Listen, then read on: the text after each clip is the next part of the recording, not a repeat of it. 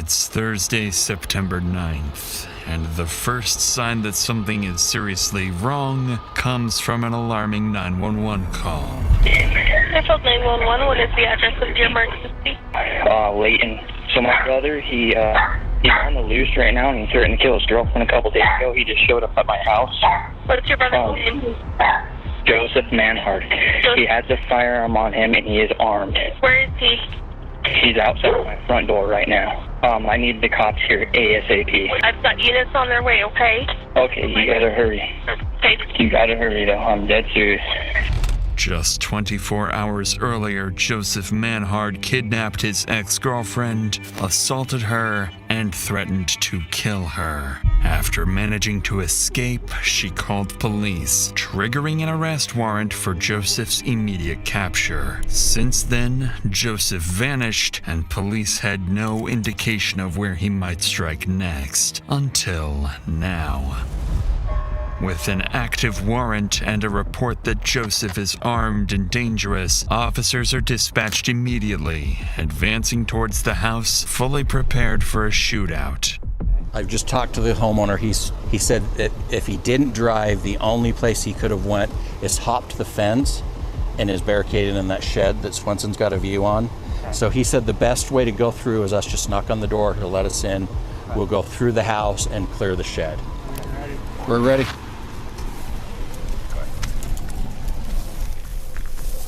All right, I got it.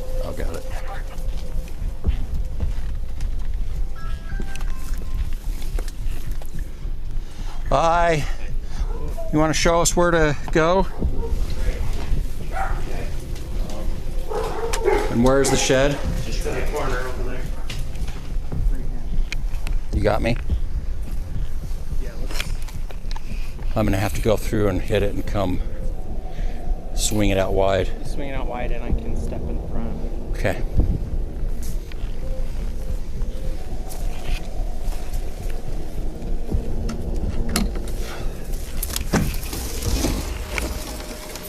Police, anyone in there?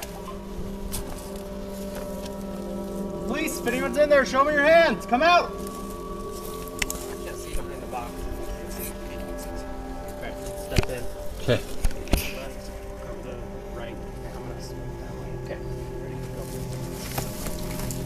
Show me your hands! Anyone in here? Go over here. Okay, Claire. All right. He didn't make it in here. Probably drove by one of us. With no sign of the suspect, Joseph remains at large, and whatever he came here to do, he didn't finish it. So before officers leave the residence, they speak with Joseph's brother, trying to understand why Joseph showed up and what he might do next. What he tells them reframes the entire situation.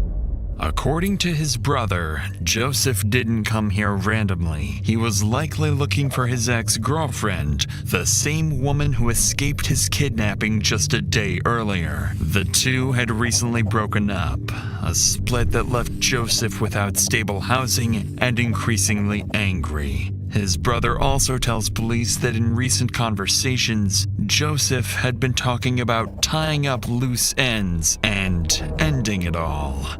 To officers, it begins to sound like Joseph isn't just running. He may be moving with intent, driven by a personal vendetta and targeting people he believes have wronged him. If that's true, it has never been more urgent to locate Joseph before he reaches someone else.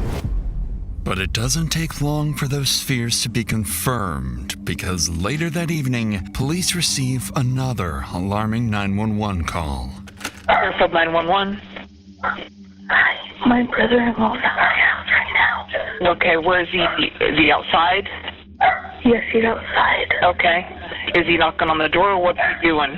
He's in the front yard. They said they already have an APB out on him. Yes. Okay. I need to get here right now. Okay, we're on the way. Tell me exactly where he's at. He was out front. He was walking around out front. He's walking around. Following this terrifying call for help from Joseph's sister-in-law, officers are dispatched to the home once again. But by the time they arrive, Joseph has already vanished.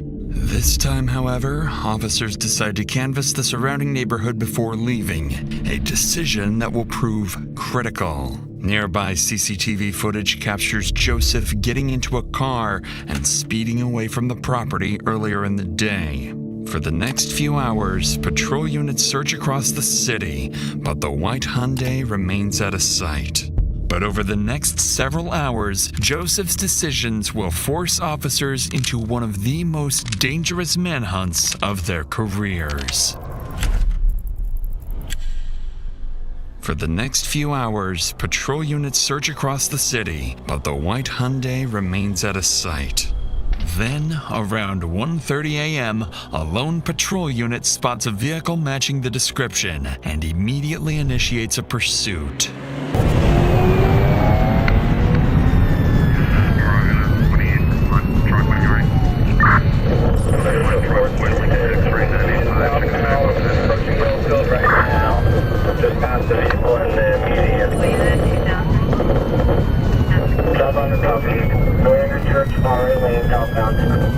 Just as the officer begins to close the distance, he suddenly loses sight of the car Joseph is believed to be driving. But just minutes later, as patrol units continue canvassing the area, one officer spots Joseph's car parked on nearby train tracks. With no way of knowing whether Joseph is still inside or hiding close by, the officer cautiously approaches the vehicle. Okay. He went right through there. Yeah, I have civilians here saying that there's a car parked on the tracks at Building Hotel 3 on the southwest end. Can I get a couple more of this way? 31, headed that way.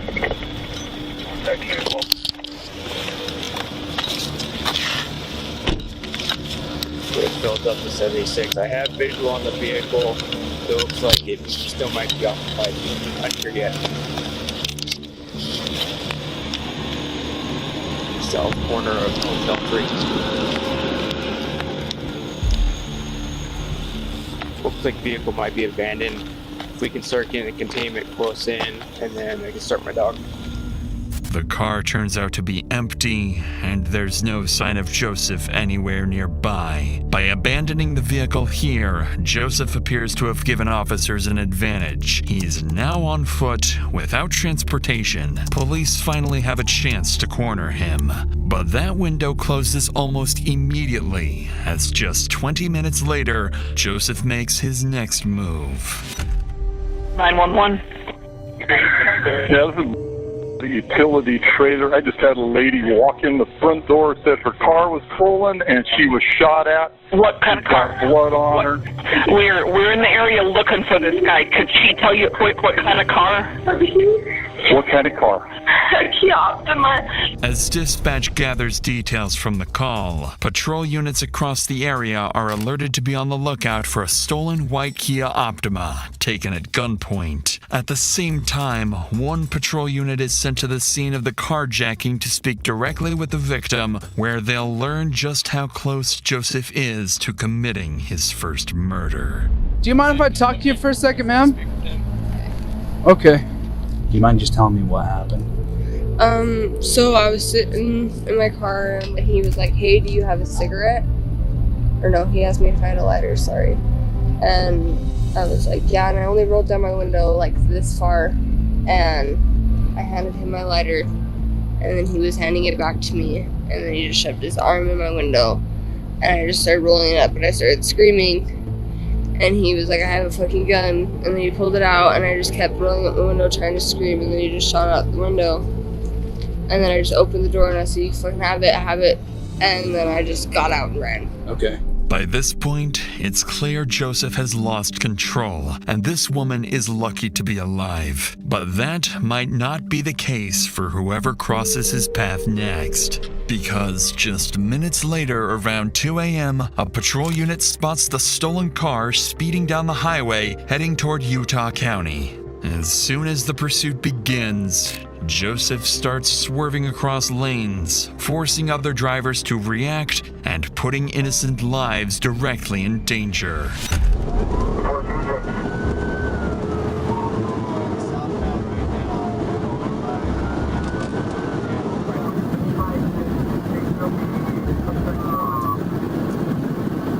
With Joseph refusing to slow down, it's only a matter of time before someone gets hurt. So to bring the pursuit to an end, an officer approaching from the opposite side of the highway pulls over and prepares to deploy spike strips. At highway speeds, there's no margin for error. The spikes have to go down seconds before Joseph reaches them. Too early, and he'll see them in time to swerve around and put innocent lives at even greater risk.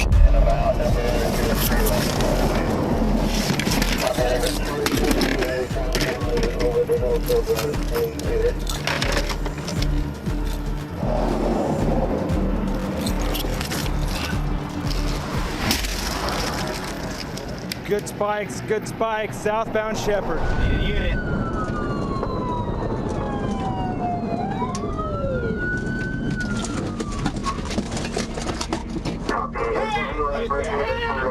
Running across the freeway. He's running across the freeway. He's in the northbound lanes. Red jacket.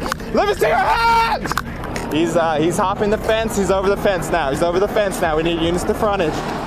He's on frontage now. Going to housing complex over here. By a white fence. He's about to hop it. He's hopping it into someone's backyard. After abandoning his car, Joseph runs towards a residential area surrounded by homes where families are asleep inside. Knowing how dangerous and unpredictable Joseph is, officers now have to cut through the busy highway and move quickly to find him before anyone else is put at risk.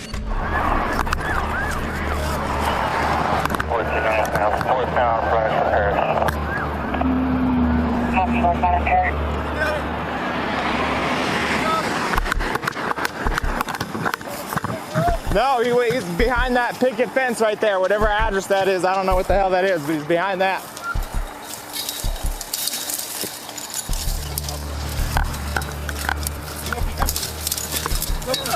Negative. No shots. Frontage. Go more towards probably. What's that? Just going 20-25 north. Okay. If they come out that way. Over this vinyl right here. That's where he went, in this dude's backyard. Fine copy, Star Line will be headed our direction shortly. Where are you? He hopped this one right here. All units, I'm going to set containment. We're going to wait for the helicopter. All units, hold your position. Don't go walking around.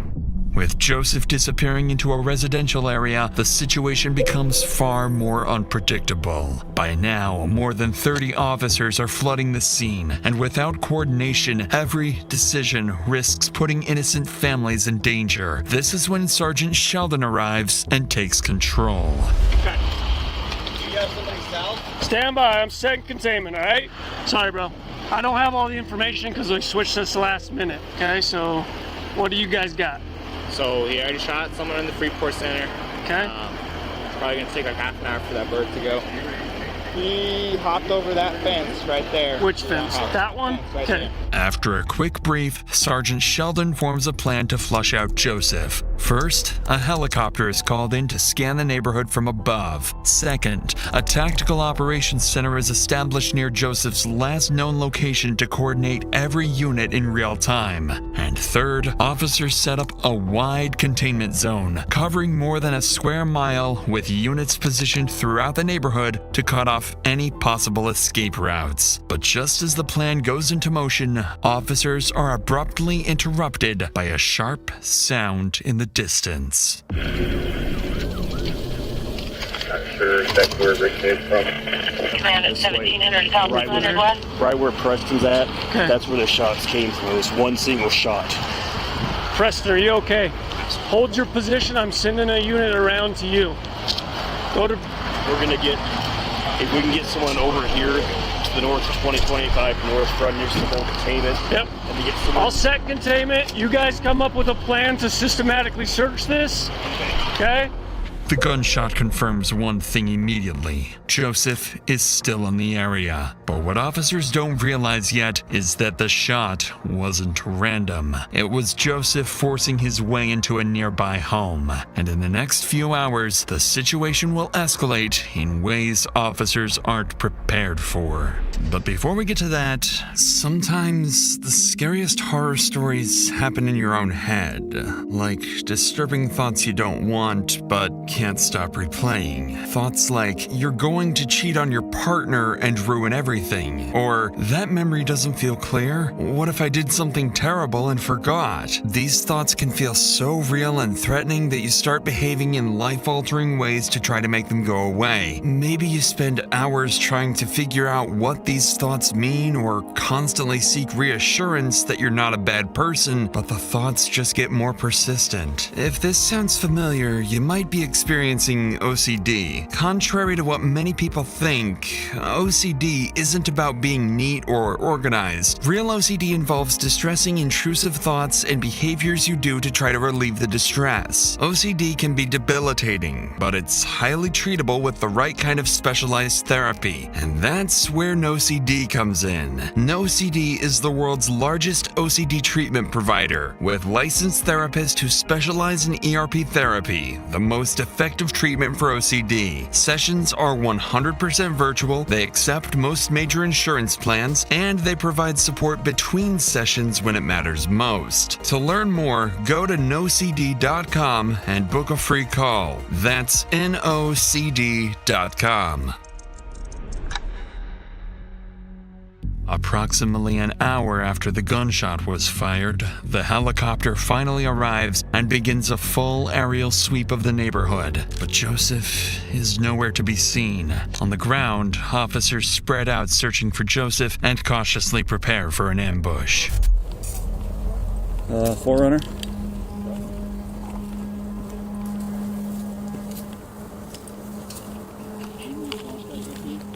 Gotcha.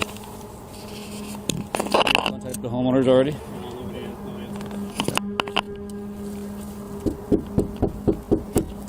Bountiful Police! Hi, Bountiful Police. Did you guys get... Oh, sorry. We're just looking for somebody in the area.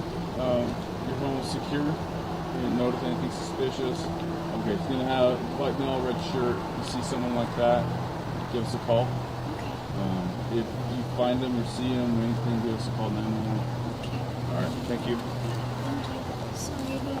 No, you're good. Fine. Just make sure you lock your door. Who the hell is this guy with us?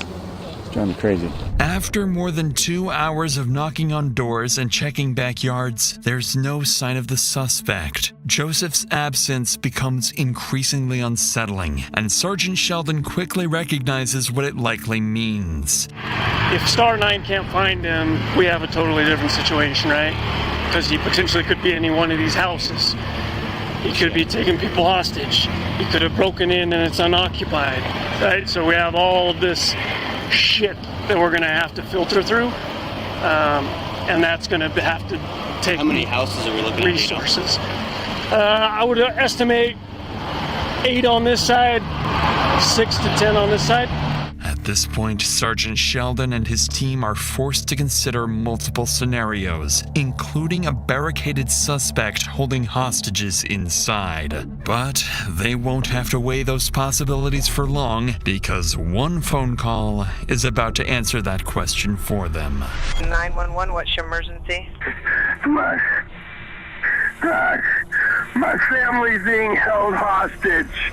Immediately after this, officers spread out and quickly locate the caller nearby, Chris Samuelson, a father who managed to escape the house just moments earlier.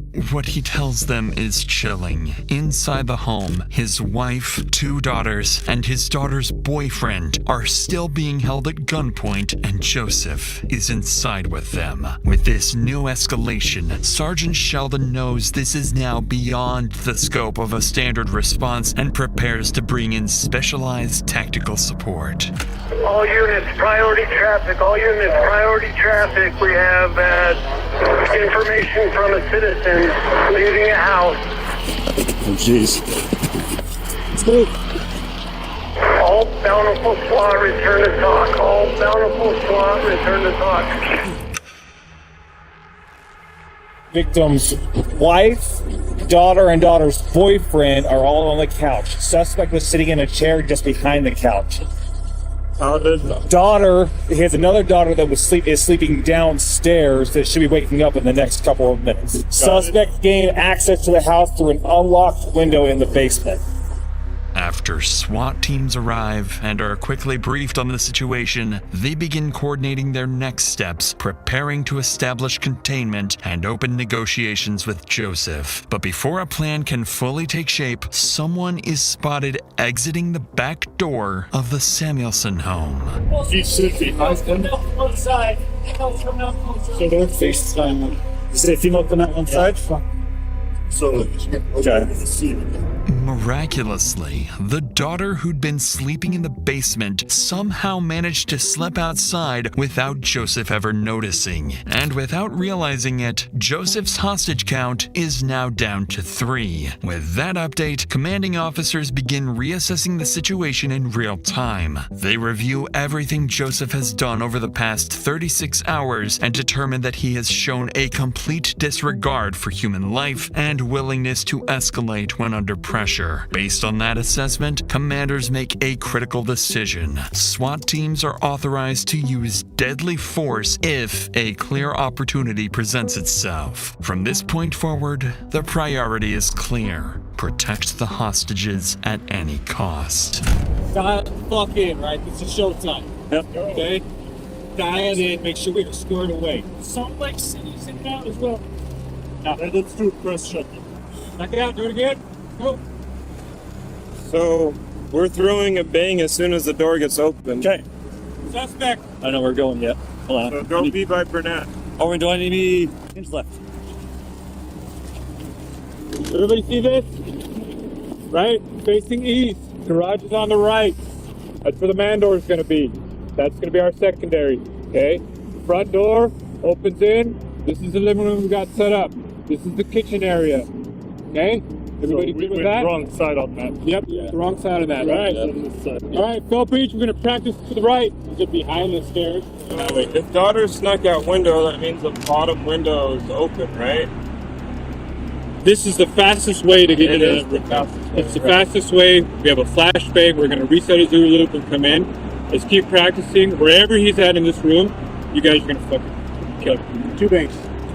2 bangs? Want to do 2 bangs? No, 1 bang. Just one? Just 1 bang. With deadly force authorized, a coordinated plan is put into motion. One designed to end the threat and extract the hostages safely. A sniper will be positioned nearby, ready to take Joseph out if he's exposed and a clear shot presents itself. At the same time, negotiators will make contact with Joseph, work to slow him down, gain compliance, and convince him to release the hostages and surrender peacefully. If that fails, they have one secondary objective: get Joseph to step outside. Because if he does, even briefly, it could create the opening the sniper needs.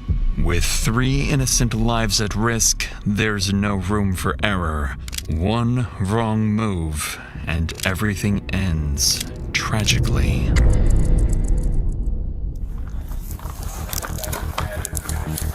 We're good. Thanks, man.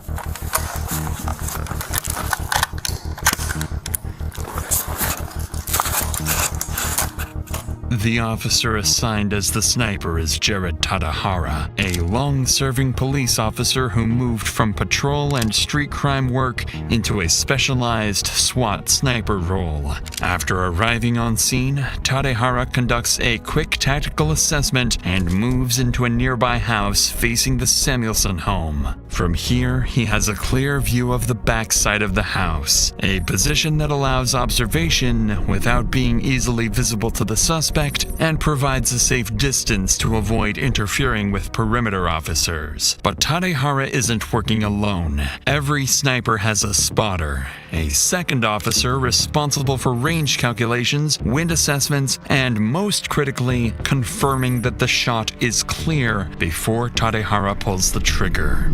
Across the street, negotiations continue. For the past 3 hours, officers have been trying to reason with Joseph, urging him to surrender and release the hostages. But Joseph refuses. He won't let anyone go, and threatens to kill the entire family if officers attempt to force entry. With 3 people at fatal risk, a precise sniper shot becomes the only way to end the standoff before it turns deadly. But before Officer Tadehara gets that opportunity, he receives crucial information that makes things a lot more risky.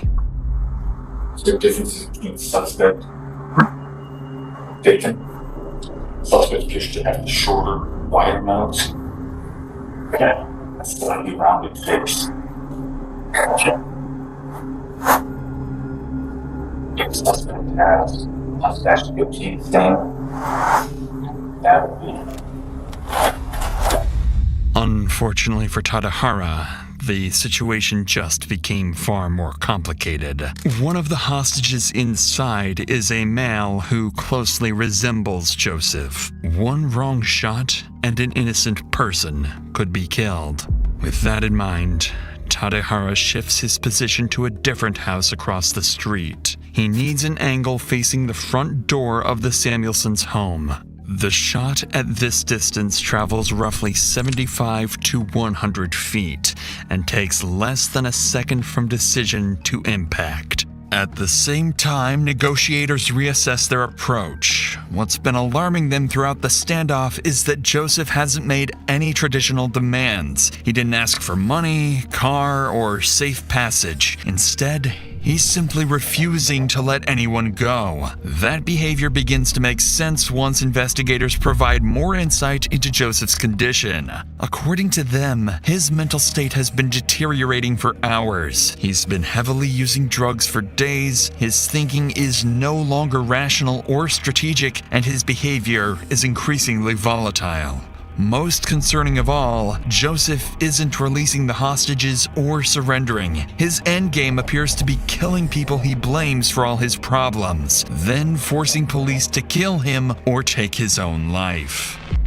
Because of this assessment, SWAT officers remain positioned far back to avoid provoking him. Negotiators then ask Joseph to step outside the front door with the hostages to prove they're still alive. If he does, it will give Tadehara a clear view and a chance to take the shot. It takes time, but Joseph eventually agrees to walk to the front door with the hostages while warning he'll shoot them if officers make any aggressive moves. After 2 days of chasing Joseph, officers finally have a chance to bring his violent rampage to an end. With a SWAT team nearby staged for immediate entry, Officer Tadehara prepares to take the shot. He stabilizes his rifle using a bipod, a small stand attached to the gun, then lies prone, steadies his aim, and slows down his breathing. A few seconds pass, and then the front door begins to open.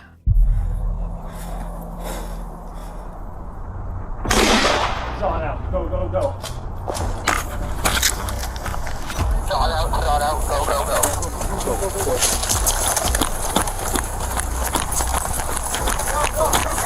Go, go, go, go, go.